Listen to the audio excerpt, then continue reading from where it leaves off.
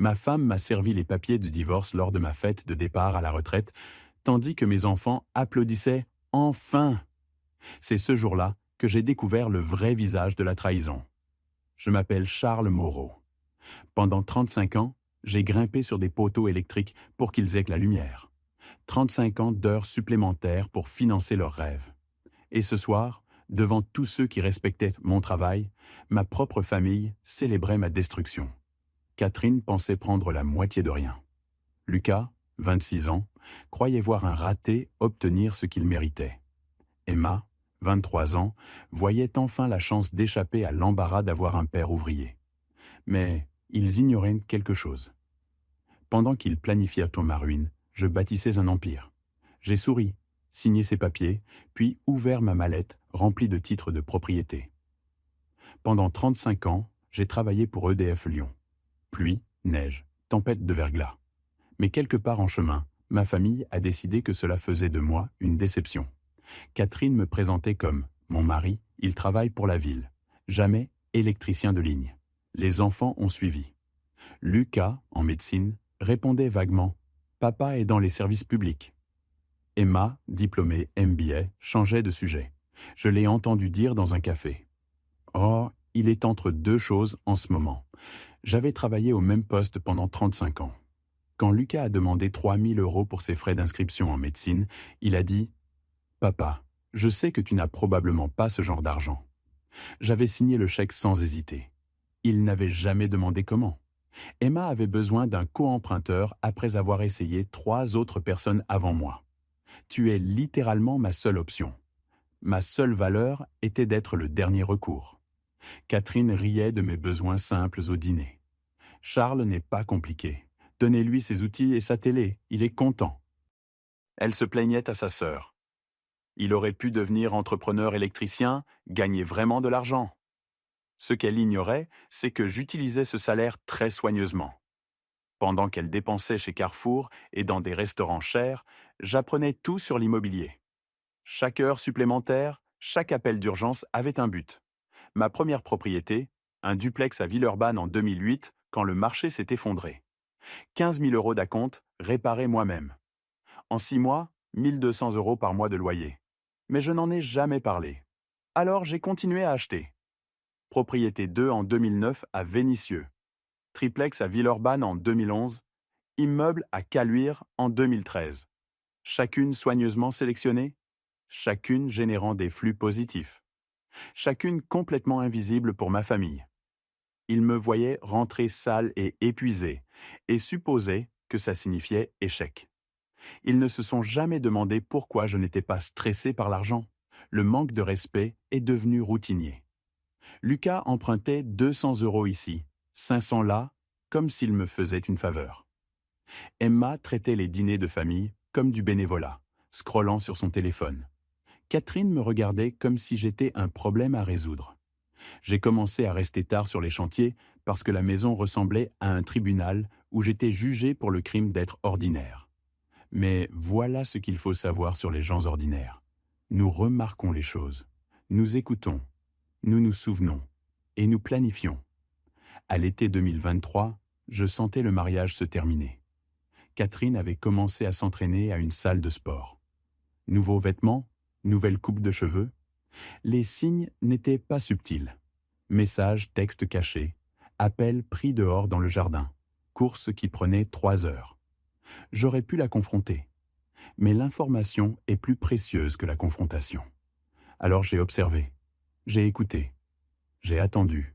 La première preuve concrète est arrivée en août. Un débit de 87 € au bouchon des filles pour 2 personnes. Problème, elle m'avait dit qu'elle dînait avec sa sœur, diabétique, qui n'avait pas mangé au restaurant depuis 2 ans. Puis l'upgrade de l'abonnement gym de 20 à 60 € par mois, incluant des séances avec un coach nommé Brian Mercier. Je n'avais pas besoin d'être détective. Catherine a commencé à parler différemment de notre avenir. Vendre la maison, prendre quelque chose de plus petit, commentaires sur nos dettes supposées. C'est là que j'ai réalisé. Elle ne planifiait pas juste de partir. Elle planifiait de prendre la moitié de tout ce qu'elle pensait que nous avions. L'ironie était stupéfiante. Pendant qu'elle s'inquiétait de nos dettes, je générais 15 000 euros par mois en revenus locatifs. Pendant qu'elle stressait sur l'emprunt, je possédais 10 autres propriétés libres et sans dette. Pendant qu'elle craignait qu'on ne puisse pas se permettre la retraite, j'avais assez de revenus passifs pour partir demain. Mais si je restais silencieux, je perdrais tout. La France a un régime de communauté de biens, partage 50-50. Mais son plan avait un défaut fatal. Elle ne savait rien du portefeuille immobilier. Chaque propriété avait été achetée à mon nom uniquement. Légalement, ces propriétés étaient à moi. Les enfants faisaient partie du plan. Lucas faisait des commentaires sur comment papa vieillit. Et peut-être c'est le moment pour maman de penser à son propre bonheur. Emma postait des photos de restaurants chers et de week-ends où je n'étais pas inclus. Il répétait déjà une vie sans moi. Le point de rupture est venu début octobre. Lucas a appelé pour emprunter 5 000 euros. Quand j'ai demandé des détails, il s'est irrité. « Papa, je n'ai pas besoin de justifier chaque dépense. C'est pour l'école, ok ?» 2 jours plus tard, Emma a appelé pour 3 500 euros. Ils ne demandaient pas l'aide de leur père. Ils retirèrent de l'argent d'un compte qu'ils géreraient bientôt de toute façon. C'est là que j'ai su que je devais agir. La confrontation a commencé pendant un dîner, un mardi soir. Catherine avait fait son pot-au-feu spécial, celui de la culpabilité. Lucas était rentré de la fac. Emma était venue de Tassin. « C'est agréable d'avoir tout le monde ensemble, » dit Catherine. « Ouais, » approuva Lucas. « On devrait faire ça plus souvent, tant qu'on peut encore. » La formulation était délibérée. J'ai posé ma fourchette. « Quelque chose en tête, Lucas ?»« Papa, on a parlé de ton avenir. De l'avenir de maman. »« Notre avenir, » corrigea Catherine. « Ensemble. » J'ai attendu. Emma s'est lancée. « Papa, peut-être qu'il est temps de penser à ce qui vient après. » Ce qui vient après, c'est la retraite dans 2 semaines. Exact. Mais après ça, toi et maman pourriez vouloir des choses différentes, c'est normal. Les gens s'éloignent. Ou les gens font des choix, répétai-je. Lucas se pencha. Tu as été différent dernièrement, distant, comme si tu nous en voulais. Pour quelle raison je vous en voudrais ? Peut-être parce que tu sens que tu n'as pas accompli ce que tu voulais et tu le rejettes sur la famille. L'audace était à couper le souffle. Qu'est-ce que je voulais accomplir exactement ? Emma répondit. La plupart des gens de ton âge ont plus à montrer. Une entreprise, de vrais actifs. Tu as été employé toute ta vie, dit Lucas. Il n'y a rien de mal à ça, mais ça limite les options. Quelles options cherches-tu, Catherine ? Je ne l'appelais Catherine que quand j'étais sérieux. Peut-être nous méritons tous les deux une chance d'explorer notre prochain chapitre, sans l'autre. Ce n'est pas ce que j'ai dit, mais c'est ce que tu voulais dire. Lucas s'est éclairci la gorge. Papa, si vous décidiez de restructurer les choses, on comprendrait. Comme financièrement. J'ai regardé ma femme de 35 ans, mon fils qui m'avait emprunté des milliers sans jamais demander d'où ça venait, ma fille embarrassée par mon travail. Vous y avez beaucoup réfléchi. On veut juste que tout le monde soit heureux, dit Emma. Je me suis levé. Où vas-tu ? Demanda Catherine. Au garage, j'ai à réfléchir. Papa, on essaie juste d'aider. Je me suis arrêté. Lucas, quand tu avais besoin de 3 000 euros pour la fac, d'où pensais-tu que ça venait ? Ton salaire. Mon salaire qui, selon toi, ne suffit pas à construire quoi que ce soit de significatif. Silence. Emma, quand tu as eu besoin d'un co-emprunteur pour 30 000 euros, qu'est-ce qui t'a fait penser que je qualifierais ? Papa, je ne comprends pas où tu veux en venir. Je veux en venir au fait qu'aucun de vous ne m'a jamais demandé ce que je faisais avec mon argent. Vous supposez juste que je n'en ai pas. Charles, qu'essayes-tu de dire ? J'ai souri. Je dis que peut-être vous devriez être plus curieux au sujet de l'homme que tu prévois de divorcer. Le mot est resté suspendu dans l'air. Qui a parlé de divorce ? Catherine, tu planifies ça depuis des mois.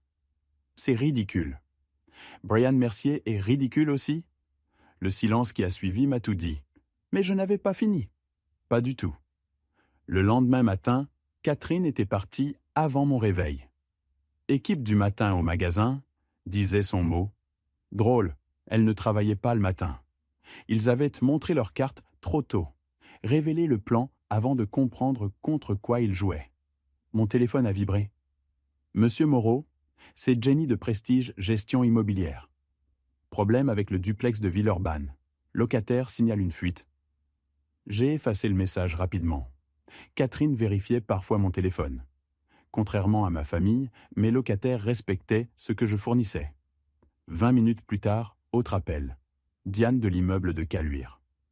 Le couple au 1B veut renouveler leur bail en avance. Ils offrent 50 € de plus par mois pour 2 ans. Milnas, 200 € de revenus supplémentaires parce que les gens voulaient être à la sécurité d'un endroit que j'avais rendu confortable. Lucas est apparu dans la cuisine, cheveux en désordre. Papa, à propos d'hier soir, peut-être qu'on en a trop fait. Maman est stressée par l'argent. Stress d'argent? Intéressant. Elle pense qu'on a trop de dettes. J'ai failli m'étouffer. Quelle dette? L'emprunt. Les cartes de crédit. Lucas, on a une carte de crédit et on la paie chaque mois. Il avait l'air confus. Elle a dit que vous aviez du mal à suivre les dépenses. Lucas, combien penses-tu que je gagne? Je n'y ai jamais pensé. Devine. Peut-être 40 000, 50. 50 000 pour grimper sur des poteaux par tous les temps pendant 35 ans? C'est correct pour ce type de travail? Ce type de travail. Lucas, tu sais combien gagnent les électriciens de ligne? Salaire de base pour EDF Lyon, 78 000. Avec les heures sup, j'ai fait en moyenne 96 000 l'an dernier. Sa bouche s'est ouverte. Et ce n'est que le travail de jour. Mon téléphone a sonné. Monsieur Moreau, c'est Steve de Solutions Immobilières. On a fini l'inspection. Les papiers seront prêts vendredi. Et félicitations pour l'immeuble de Caluire, loué complètement en avance. Merci, l'emplacement a aidé. J'ai raccroché. Lucas me fixait. Papa, c'était quoi? Un appel d'affaires. Quelles affaires? Juste des investissements. Lucas connectait les points maintenant. L'argent disponible instantanément. Le co-emprunteur approuvé sans question. Mes finances jamais stressées. Papa, combien de propriétés possèdes-tu? Des propriétés? Cet appel parlait de propriétés. J'ai fini mon café. Lucas, ta mère t'a dit que j'étais un raté, n'est-ce pas?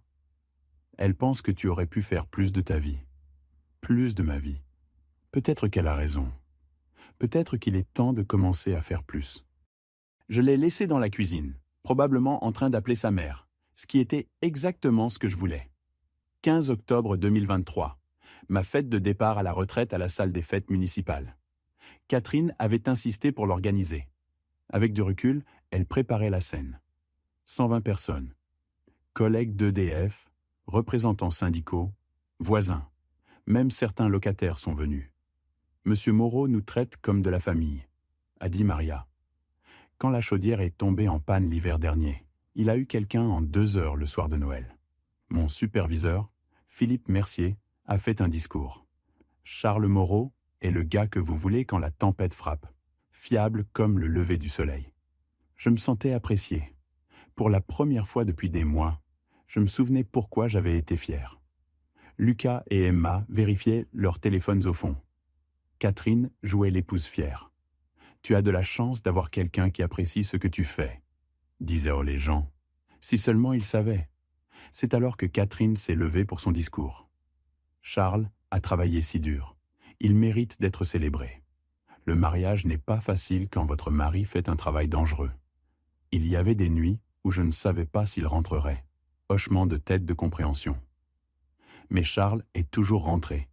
Il a toujours fourni. Il a toujours fait passer sa famille en premier. Le passé, je l'ai attrapé. C'est pourquoi ça m'a semblé le bon moment pour faire une annonce. Après 35 ans où Charles a fait passer son travail avant tout, je pense qu'il est temps pour nous deux de commencer de nouveaux chapitres. Confusion dans la salle. Catherine a sorti une enveloppe. Charles, tu mérites la liberté. La vraie liberté. Ce sont des papiers de divorce. Je les ai déposés hier. Silence assourdissant. 120 personnes m'ont regardé ouvrir l'enveloppe. J'ai souri. Pas le sourire de quelqu'un qui prétend aller bien. Le sourire de quelqu'un qui attendait ce moment. Merci Catherine. C'est très attentionné. Lucas s'est avancé. Papa, on soutient cette décision. On pense que c'est pour le mieux, a ajouté Emma.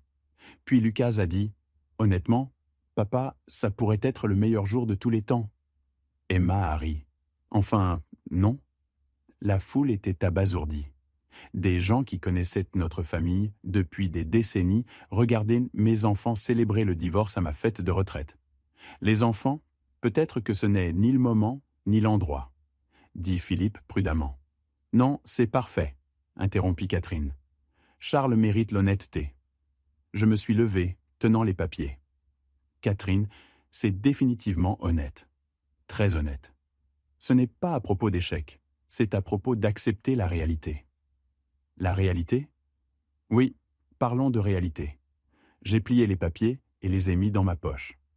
Puisque nous sommes honnêtes, peut-être que je devrais être honnête aussi. La confiance de Catherine a vacillé. Peut-être qu'il est temps que tout le monde comprenne ce qu'il célèbre vraiment. Papa, de quoi tu parles? Je parle du fait que ta mère a une liaison avec son coach sportif depuis 8 mois. Ok. Catherine est devenue pâle. Je parle du fait que vous avez planifié ce divorce pendant des mois, pensant obtenir la moitié de ce que vous supposiez que j'avais. Charles, ne dis pas la vérité? À ma propre fête de retraite? J'ai regardé la salle. La vérité, c'est que Catherine a déposé ses papiers parce qu'elle pense que je suis un raté. La vérité, c'est que mes enfants célèbrent parce qu'ils sont embarrassés par leur père. Ce n'est pas vrai, a commencé Lucas. La vérité, c'est qu'aucun de vous ne m'a jamais demandé ce que je faisais avec mon argent. Mon téléphone a vibré. J'ai souri. Le timing est parfait. Je viens de recevoir un texto de mon gestionnaire immobilier. L'immeuble de Caluire est entièrement loué. C'est l'immeuble numéro 11. Immeuble numéro 11? Demanda Philippe. L'immeuble que j'ai acheté l'an dernier. Il va avec les 10 autres propriétés que j'ai acquises ces 15 dernières années. Silence de mort. Charles, qu'est-ce que tu dis? Je dis que pendant que tu planifiais de divorcer pour la moitié de rien, je générais 15 000 € par mois en revenus locatifs. Le visage de Lucas est devenu blanc. Emma a attrapé une chaise. Je dis que votre mari raté possède 2,1 millions d'euros en actifs immobiliers. La salle a explosé. Les syndicaux faisaient des calculs. Les voisins recalculaient tout ce qu'ils pensaient en savoir. Mais je n'avais pas fini. Pas du tout. Le chaos dans la salle était immédiat. Les gens parlaient tous en même temps, essayant de traiter ce qu'ils venaient d'entendre. Mais tout ce sur quoi je pouvais me concentrer, c'était le regard sur le visage de Catherine. Choc pur. C'est impossible, dit-elle doucement. On n'a pas ce genre d'argent. Tu n'as pas? J'ai. Philippe Mercier s'est avancé. Charles, tu es sérieux? 11 propriétés? Commencé avec un duplex à Villeurbanne en 2008, ajouté 1 ou 2 par an depuis. Comment? A exigé Lucas. Heures supplémentaires. Appel d'urgence, jours fériés, chaque shift extra pendant que vous vous plaignez que je n'étais jamais là. Cet argent est allé dans l'immobilier. Marc Torres, mon représentant syndical, souriait.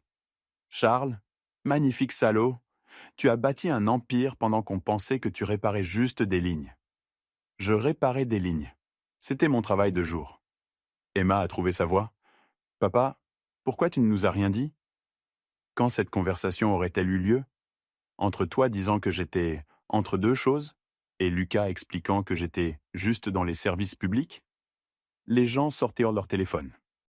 La fête s'était transformée en la soirée la plus divertissante que la salle des fêtes avait vue en décennies. Charles, on doit parler en privé, dit Catherine. Non, on a fini de parler en privé. 35 ans de conversation privée nous ont amenés ici. Essayons l'honnêteté publique. Mon téléphone a sonné. Prestige, gestion immobilière. Monsieur Moreau, c'est Jenny. On vient de recevoir une offre sur la propriété de Vénissieux. Acheteur cash, 215 000 €. Vous l'avez payé 160 il y a 3 ans. 55 000 € de profit en 3 ans, dis-je assez fort pour que tout s'entende. J'ai regardé la salle. 120 personnes suspendues à chaque mot. Je vous rappelle demain. Félicitations pour votre retraite. Vous avez construit quelque chose de vraiment impressionnant. J'ai raccroché et souri à Catherine. L'immobilier s'apprécie, contrairement à certains autres investissements que j'ai faits. Marc Torres secouait la tête. Charles, quel est le revenu mensuel total? 15 247 € chaque mois. C'est plus que ce que la plupart des gens gagnent en un an. Lucas faisait des calculs. Papa, ça fait 180 000 euros par an en revenus passifs. C'est exact. Mais tu as quand même travaillé? J'aimais mon travail. Et il fournissait les acomptes pour les propriétés. Philippe riait. Tu aurais pu prendre ta retraite il y a 10 ans. Je voulais atteindre mes 35 ans. Pension complète. Pourquoi laisser de l'argent sur la table? Catherine commençait à réaliser. Charles, ces propriétés, elles sont à ton nom? Toutes, achetées avec des revenus que tu n'as jamais suivis. Une voix de la foule. Je suis maître Jeannette Dubois, avocate. Ces propriétés sont-elles des biens communautaires? Non. Elles sont à moi, achetées avec mes gains individuels, titrées à mon nom uniquement.